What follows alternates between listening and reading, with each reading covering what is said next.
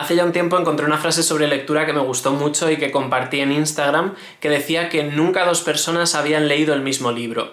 Y es verdad, estamos hartos de ver que ante una misma obra hay personas que tienen una respuesta muy positiva y para otros pues puede ser incluso un horror. Pero es que incluso yo lo llevaría un poco más allá diciendo que nunca hemos leído dos veces el mismo libro, porque creo que el momento en el que un libro llega a nuestras manos es decisivo a la hora de valorarlo. Y claro, teniendo en cuenta cómo ha sido este 2020 tan loco, tan especial, estoy convencido de que esto ha tenido un efecto importante en la lista que hoy os presento.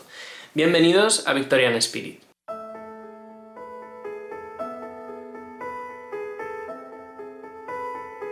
Hola a todos, soy Adrián, bienvenidos a mi blog Victorian Spirit. Hoy traigo al canal el que probablemente es el vídeo más esperado en todos los canales. Yo creo que es una oportunidad que ningún booktuber deja pasar porque es un momento muy especial compartir esta lista de las mejores lecturas del año, en este caso las mejores lecturas de 2020. Además es un vídeo que me apetecía muchísimo hacer porque mi primer ranking, que fue el de 2019, no estaba del todo completo. Yo empecé el canal en julio y hice un ranking de la segunda mitad del año, con lo cual esta es la primera vez que tengo 10 libros que tienen sus 5 estrellas y que representan lo mejor, bajo mi punto de vista, de todo lo que he leído este año. No hace falta decir que es una lista totalmente subjetiva y que en muchos casos está más basada en criterios sentimentales o emocionales que a lo mejor criterios de calidad literaria. En esta lista solo vais a encontrar libros que haya leído por primera vez, las relecturas quedan fuera, y además libros que hayan obtenido 5 estrellas en Goodreads. De hecho, de la mayoría de ellos tenéis alguna reseña en el canal, con lo cual os voy a dejar en la caja de información todos los enlaces por si queréis profundizar un poquillo más en alguna de ellas, pues que lo tengáis fácil de localizar. Y sin más preámbulos, ya por fin podemos empezar con el ranking de las 10 mejores lecturas de 2020.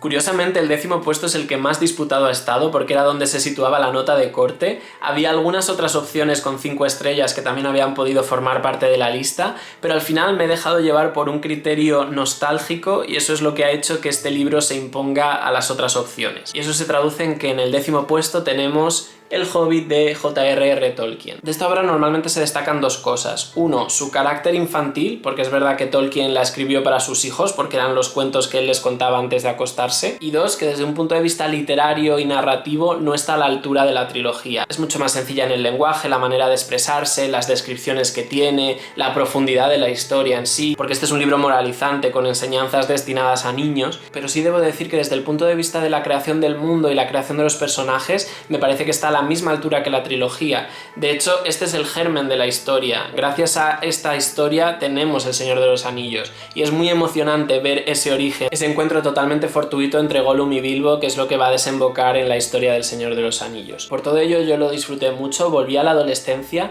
y me gustó mucho conocer más el personaje de Bilbo, que yo creo que en El Señor de los Anillos no sale muy bien parado, no es un personaje del que te encariñes excesivamente, y sin embargo en este tomo sí. Él es el protagonista absoluto y el que da forma a la premisa, que a veces el héroe de una historia es el personaje más insospechado. En el número 9 nos encontramos con la ópera prima de un veinteañero que consiguió poner Italia a sus pies gracias al boca a boca. Os estoy hablando de La solitudine dei numeri primi de Paolo Giordano, que en español se tradujo como La soledad de los números primos. Este libro tiene uno de los mejores arranques que he leído nunca, en concreto el capítulo 2 me dejó totalmente planchado, y eso que solo llevaba 20 páginas leídas, pero ya supe desde ese momento que me daba igual lo que me fuera a contar la historia, que a mí me iba a interesar y me iba a mantener muy enganchado. Los protagonistas de esta historia son dos inadaptados que están marcados por la tragedia y que realmente son dos de los personajes más raros o más especialitos que vas a encontrar nunca. Y te garantizo desde ya que va a ser muy complicado que te sientas identificado con alguno de ellos a lo largo de la novela,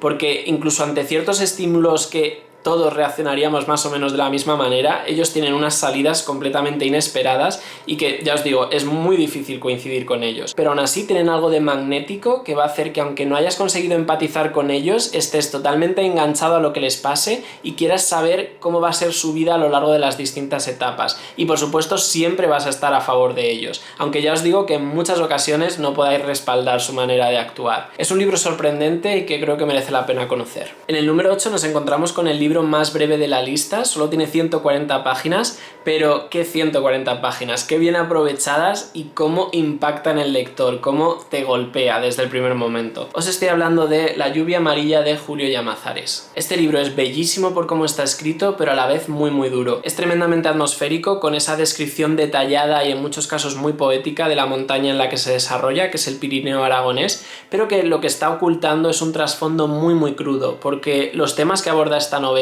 principalmente son el abandono y la soledad. Y aunque el marco de la historia sea esa España vaciada, esos pueblos que han ido poco a poco perdiendo sus habitantes hasta desaparecer, es inevitable que esa soledad y ese abandono también se trasladen a la figura de las personas mayores. Y por eso este libro es una llamada de atención y un recordatorio de que detrás de cada persona anciana hay una historia que merece respeto y por supuesto merece nuestra atención. El libro que ocupa la 7ª posición es el único que no tengo en casa porque lo leí con el Kindle, así que os voy a dejar aquí la cubierta, y no es otro que A Tree Grows in Brooklyn de Betty Smith, traducido al español, Un árbol crece en Brooklyn. Para mí la principal baza de esta historia y lo que ha hecho que se cuele en esta lista es su carácter semi-autobiográfico, porque es verdad que novelas de niños pobres que se abren camino en un entorno en el que lo tienen todo en contra, hay muchas. De hecho, este año yo he leído bastantes, pero esta es la que más especial me ha parecido porque en todo momento las subtramas y los personajes secundarios me parecían muy realistas, muy creíbles y sobre todo muy interesantes. Es una novela que no es que me mantuviera muy enganchado porque estuviesen sucediendo muchas cosas en ella y me mantuviera muy entretenido,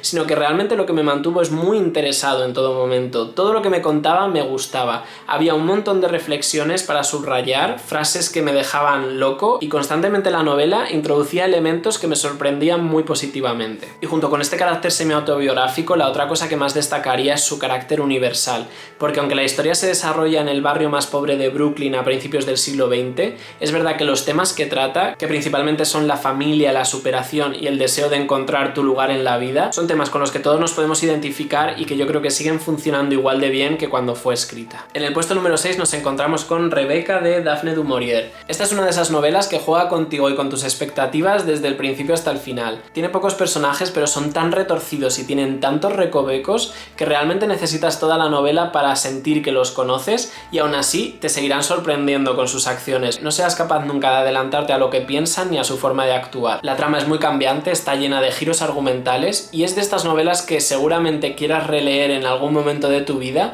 y no tanto por lo que te han contado, sino por cómo te lo han contado. En el número 5 nos encontramos con una de las novelas más incómodas a las que me he enfrentado nunca, pero que aún así ha conseguido colarse en esta lista, así que algo tendrá el agua cuando la bendicen. Os estoy hablando de Beloved de Toni Morrison. Este libro es complicado, no os voy a mentir. Es complicado por lo que cuenta, porque tiene una trama muy truculenta, no deja de tocar temas tabús, y también es complicado por la manera en la que está narrado, porque constantemente sientes como lector que la autora te está dejando fuera y que te está negando información que es muy importante para que comprendas la historia. Pero es verdad que una vez que entras en la historia y conectas con ella, ya no hay vuelta atrás. Está basado en una historia real terrible de una esclava que vivió en Estados Unidos y que sería muy difícil de leer si no fuera porque la autora utiliza el realismo mágico para hacerlo más digerible, para hacerlo más llevadero. Y lo que más me gustó de este libro es que nos muestra la esclavitud desde un punto de vista muy original, de la dificultad que tuvieron esos esclavos cuando fueron liberados de llevar una vida normal, de adaptarse a esa libertad y de reconquistarla. En el número 4 tenemos la última incorporación a esta lista y que contra todo pronóstico ha conseguido escalar muchas posiciones. Os estoy hablando de La edad de la inocencia de Edith Wharton. Este libro tiene mucho de ensayo histórico porque reproduce con muchísima exactitud y detalle cómo era el modus vivendi de la alta sociedad del Nueva York de finales del siglo XIX, y sorprende mucho descubrir hasta qué punto eran snob y rancias estas personas, hasta límites insospechados. Pero lo que de verdad me conquistó de este libro fue su trío protagonista, la cantidad de capas que tienen como personajes, que vas conociendo según avanzas y te van sorprendiendo, y sobre todo el final de la historia, que para nada lo ves venir, pero de alguna manera sientes que da sentido a todo lo que has leído anteriormente. Y llegamos por fin al momento más esperado, al podio, al top 3 de las mejores lecturas de 2020, y empezamos en el número 3 con otra novela que también tiene un final apoteósico y que para mí tiene el potencial de convertirse en un clásico moderno. Os estoy hablando de Expiación de Ian McEwan. Yo me acerqué a esta historia conociendo muy poco de ella, apenas la premisa inicial, y fue lo mejor que me pudo pasar porque caí en las garras del autor y consiguió hacer conmigo lo que quiso y más. Lo mejor que tiene este libro, además de su final,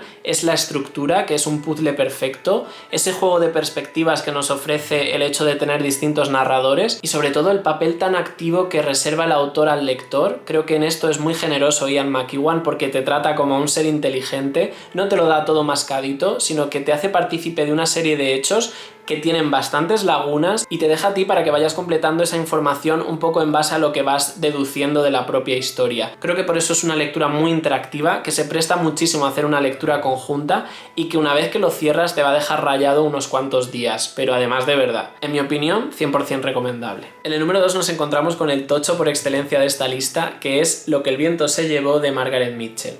Yo creo que hay pocas novelas que te ofrezcan tanto un producto tan redondo como este. No hay que olvidar que la autora se tiró 10 años escribiéndolo y creo que eso se muestra en el resultado final. Este libro no deja de ser un bestseller de los años 30 y como tal pues no se puede considerar alta literatura, pero creo que todas las piezas que tiene encajan y funcionan a la perfección y eso es lo que hace que este libro haya quedado tan alto en este ranking. Por una parte tiene una trama totalmente absorbente y que a pesar de las 1000 páginas que tiene el libro te mantiene enganchado en todo momento y lo más importante es que ni la acción ni el ritmo decaen. Esto es algo que a mí todavía hoy me maravilla, cómo la autora consiguió escribir un libro que desde el primer capítulo hasta el último te mantiene 100% enganchado.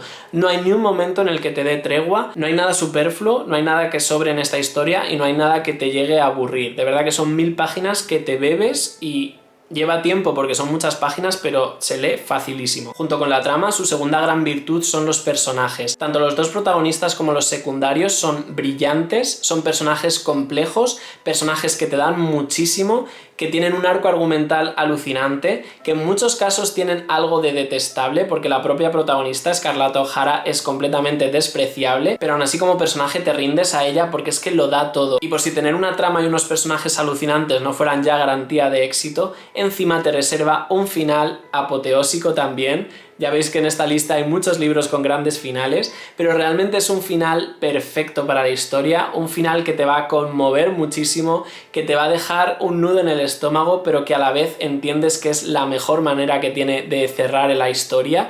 Y bueno, solo por esos 3 elementos ya merecería mucho la pena leerlo, pero después está el trasfondo histórico que realmente es lo que a mí me enganchó de este libro y lo que me aportó un valor extra. Y es que este libro te ayuda a entender perfectamente todos los problemas que aún hoy en día se arrastran en Estados Unidos en referencia al racismo. Y es que de aquellos polvos estos lodos. Si podéis, no os la perdáis. Y por último llegamos al número 1, la que considero mi mejor lectura de 2020 y que me imagino que no os va a pillar del todo por sorpresa, sobre todo a los que llevéis ya un tiempo en el canal. Este libro es Los restos del día de Katsuo Ishiguro. Ya sabéis que este libro ha tenido un impacto impresionante en mí como lector. Lo leí en el mes de marzo, ya entonces os dije que iba a estar en esta lista y bueno, pues no me equivoqué. Está en esta lista y además está liderándola. Este libro a mí me maravilló. La manera que tiene de escribir Katsuo Ishiguro es un disfrute absoluto. Por lo menos en esta novela, porque por lo que tengo entendido, en cada uno de sus libros adopta un género diferente y me imagino que un tono muy distinto. Pero con esta novela en concreto, para mí, rompió el molde. Es un libro muy especial porque en esta historia lo que de verdad importa son los detalles y sobre todo las cosas que no se dicen, los silencios, las cosas pendientes. El protagonista es un narrador subjetivo y bastante tramposo a la hora de contarte lo que ha sucedido, lo cual hace que tú como lector vivas una experiencia mucho más intensa que la que él mismo está viviendo en cada momento. Y esto te crea una cierta frustración que yo creo que es una de las grandes bazas de este libro. Como os decía en la introducción, creo que el momento en el que leemos un libro es muy importante a la hora de valorarlo. A mí este libro me pilló en el peor momento del confinamiento, echaba de menos a mi familia y bueno, por muchos factores este libro me impactó muchísimo. Yo no suelo llorar con los libros y este libro me emocionó muchísimo. Hubo varias partes que prácticamente tuve que dejarlo, parar un rato y de verdad que se me saltaban las lágrimas. Es muy especial. Y aunque pueda parecer que el libro se centra sobre todo en la microhistoria de sacrificio y de dignidad del protagonista, en realidad lo que nos está mostrando es esa macrohistoria de la Europa de entreguerras y del ocaso de ciertas tradiciones, como por ejemplo el de las grandes mansiones o la servidumbre, que ya no van a tener cabida en la Europa moderna que vino después de la Primera Guerra Mundial.